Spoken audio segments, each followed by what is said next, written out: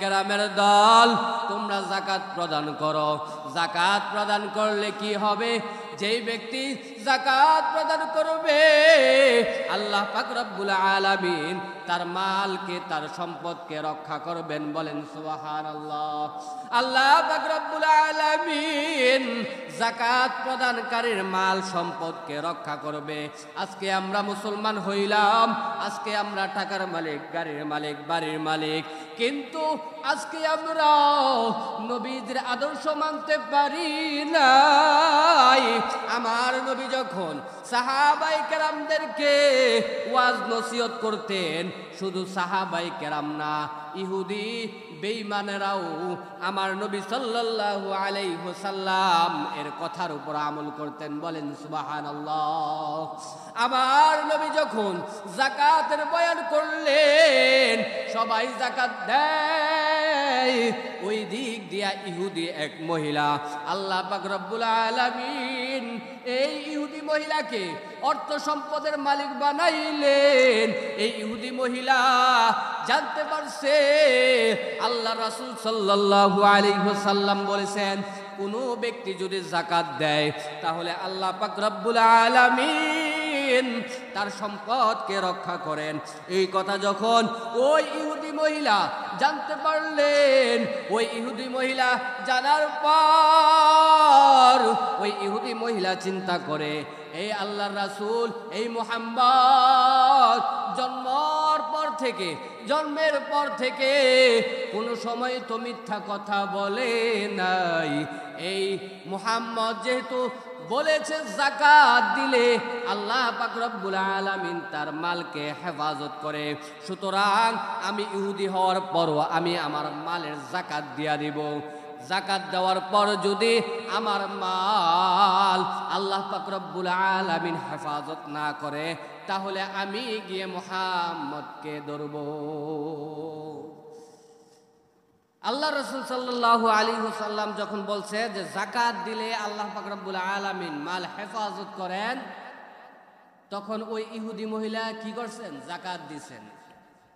আরে নবীর আশিক, আল্লাহর গোলাম, ওই ইহুদি মহিলা যখন যাকাত দিলেন, সে ব্যবসা করত, বাণিজ্য করত। আল্লাহ পাক রব্বুল আলামিন তাকে ধনাঢ্য বানাইলেন, ধনী বানাইলেন।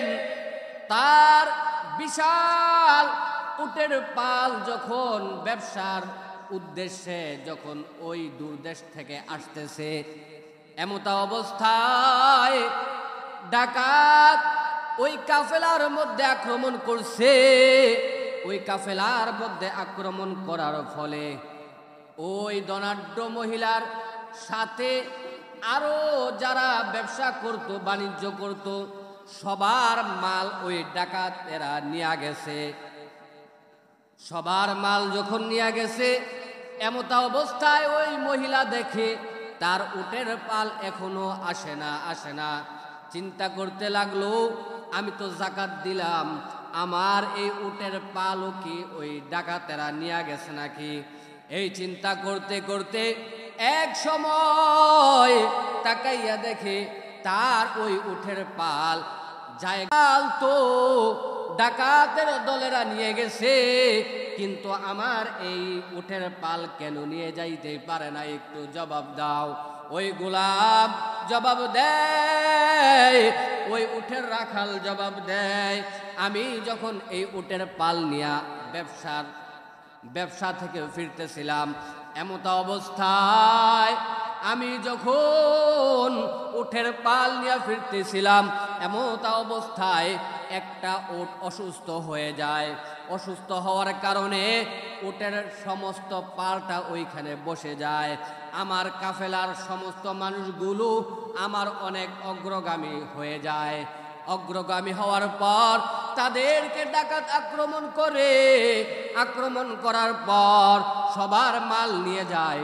কিন্তু আমি যখন পিছনে পড়ে গেলাম, আমি পিছনে পড়ার কারণে আমার মাল ডাকাত নিয়ে যাইতে পারে নাই। আমার উট যখন সুস্থ হয়ে গেল, ডাকাতের দল চলে গেল, আমি নিরাপদে আপনার মাল আপনার কাছে পৌঁছে দিলাম। বলেন সুবহানাল্লাহ। এই জন্য আমরা মনে করি যে আজকে আমরা হয়তো গরিব বা কোনো দিক দিয়ে হয়তো বা পিছাইয়া আছি, কিন্তু আমরা তো এটা বুঝি না আমাদের এই পিছাইয়া থাকার মধ্যেও আল্লাহ পাক রব্বুল আলামিনের বিশেষ রহমত আছে। চিল্লায় বলেন ঠিক কিনা? সুতরাং হতাশ হওয়া যাবে না। সর্বহালতে সর্ব অবস্থায় আল্লাহ পাক রব্বুল আলামিনের শুকরিয়া আদায় করা দরকার আছে নাকি নাই? হ্যাঁ, চিল্লায় বলেন আল্লাহ পাক রব্বুল আলামিনের শুকরিয়া আদায় করা দরকার আছে নাকি নাই? আল্লাহ পাক রব্বুল আলামিন আমাদেরকে আল্লাহ পাক রব্বুল আলামিনের শুকরিয়া আদায় করার মতো তৌফিক দান করে। বলেন আমিন।